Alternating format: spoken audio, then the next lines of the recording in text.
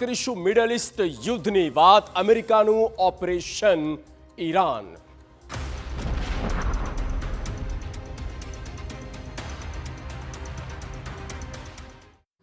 તો અમેરિકાનું operation Iran અને આની જ શક્યતાઓ હવે તેજ થઈ ચૂકી છે, કારણ કે જે તૈયારીઓ અમેરિકા દ્વારા કરવામાં આવી છે ને તે તરફ સંકેત આપે છે કે આ બારૂદી ઘમાસાણ આનાથી પણ વધારે પ્રચંડ જોવા મળી શકે.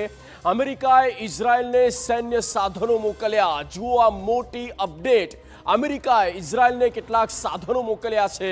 વિમાન જહાજો દ્વારા અનેક ટન વેપન મોકલવામાં આવ્યા છે, હથિયારો કે જે અમેરિકાએ હવે ઇઝરાયલને આપ્યા છે.